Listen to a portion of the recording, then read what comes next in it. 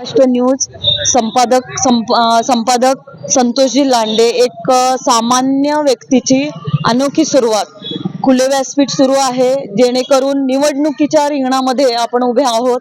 आता निवडणुकीची खूप रेलचेल चालू आहे. त्याच्या दरम्यान आपण प्रभाग क्रमांक 30 मध्ये आलेलो आहे, जिथं वारजे कर्वेनगर या ठिकाणी आपण आलेले आहेत. इथं माननीय श्री गुलाबरावजी जे मंत्री आहेत महाराष्ट्र राज्य शिवसेनाचे, त्यांची प्रचारार्थ शिवसेनेची सभा होती. त्या दरम्यान आपण प्रतीक्षाताई जावळकर आणि विनोद मोहिते यांना आपण भेटतोय.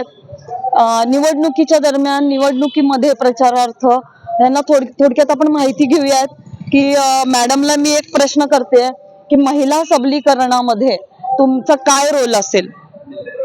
नमस्कार, मी प्रतीक्षा विनोद जावळकर. मी आता कर्वेनगर प्रभाग क्रमांक 30 मधून उभी आहे, शिवसेनेची एक उमेदवार म्हणून.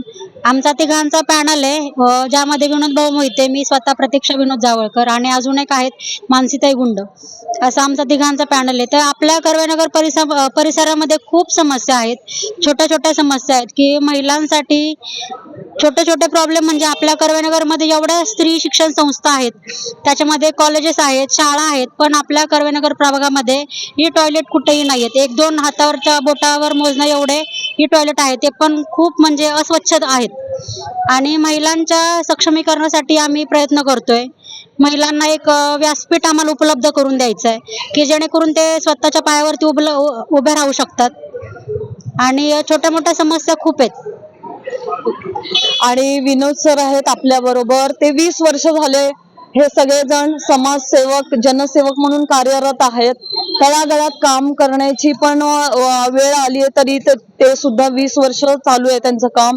तर त्यांना एक प्रश्न आहे, सर तुम्ही युवा पिढीसाठी पुढे काय करू इच्छिता? युवा पिढीसाठी आमचा एकच ह्या ठिकाणी संकल्प राहील की युवा पिढीच्या हाताला रोजगार देणे. आता अनेक आपण समस्या बघतोय, आपला युवक शिकतोय पण त्याच्या हाताला काम नाहीये, नोकरीवर विसंबून राहतो, नोकरी भेटत नाहीये. अशा युवकांना स्वतःचा रोजगार निर्माण येईल का, यासाठी आम्ही महानगरपालिकेकडनं ज्या काही योजना असतील, ज्या काही आम्हाला सक्षमीकरणासाठी करता येईल, त्या सर्व गोष्टी आम्ही युवकांसाठी या ठिकाणी करू इच्छितो. ओके. आणि आजकाल आता समाजामध्ये कुठल्या कुठल्या गोष्टीची कमतरता आहे, आता तुम्हाला काय वाटतंय की सध्या की ही गोष्ट केल्यानंतर व्यवस्थित होईल किंवा कुठली गोष्ट हाताळायला आवडेल?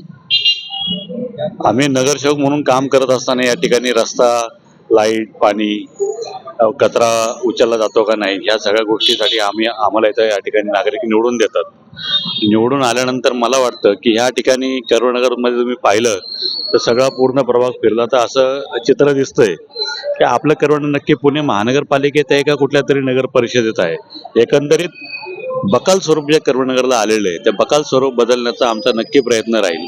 आता ओव्हरब्रिज वरच्या मुख्य चौकात ओव्हरब्रिज गेलेला आहे, पण ओव्हरब्रिजच्या खालची परिस्थिती बघितली तर ओव्हरब्रिजचा काही प्लॅनिंग केलं नाही त्यांनी. त्याच्या आधी त्यांनी अंडरग्राऊंड ब्रिज केला, तर अंडरग्राऊंड ब्रिज पडू नये. लाखो रुपये करोडो रुपये लोक जे टॅक्स भरतात ते पैसे वाया जातात आणि ते असे पडलेले असतात. त्या ठिकाणी कचरा, दुर्गंधी असं साम्राज्य पडलेलं असतं. हे चित्र आम्हाला कर्वेनगरचं बदलायचं आणि लोकांना एक सुसंस्कृत जीवन, चांगलं आरामदायी जीवन, चांगले हवेचं जीवन या ठिकाणी जगायला मिळावं, हा आमचा नक्की प्रयत्न राहील. त्यामुळे तुम्हाला पुढील वाटचालीसाठी शुभेच्छा आहे सर. तर पाहत राहा अजिंक्य महाराष्ट्र न्यूज. धन्यवाद. थँक्यू.